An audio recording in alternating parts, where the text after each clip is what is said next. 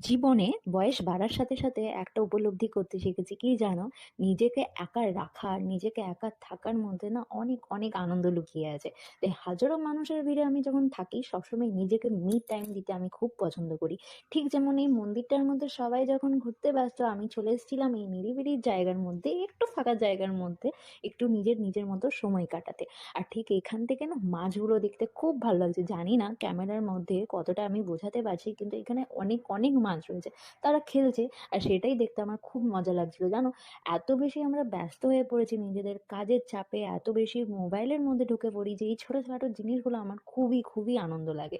আবার কি তারপরেই দেখো এই ঘাট থেকে মন্দিরের ভিউটা জাস্ট অসাধারণ লাগছে, মন জুড়িয়ে যাচ্ছিল, মনে হচ্ছে আমি এখানেই থেকে যাই। আর একা থাকলে না অনেক সময় নিজের জীবনে কি ভুল করেছি, কি ভালো করেছি, বা কি করণীয় আছে, এগুলো আমি কিন্তু বুঝতে পারি। তারপর আবার কি বাড়ি ফেরার পথে আমরা বাঙালি মানুষ, চা খেতে তো আমরা খুবই ভালোবাসি। তো এখানে একটা চায়ের দোকানে দাঁড়িয়ে ভাবলাম একটু চা অর্ডার করি, তাই 4 কাপ চায়ের অর্ডার করেছি নিজের জন্য, কিন্তু বিনা চিনি। বিগত 3 বছর হলো নিজের জীবন থেকে চিনি কেন, মিষ্টি জাতীয় সমস্ত খাবার বাদ দিয়ে দিয়েছি, কিন্তু তাও দিনের শেষে 1 কাপ চায়ের জন্য মনটা ছটফট করে। আর তাই চাটাই খাই। জীবনটাই ঠিক এইরকম, সব কিছু জিনিস আমরা পাবো না, কিন্তু কিছুটা দিয়ে তাকে পূরণ করতেই হবে।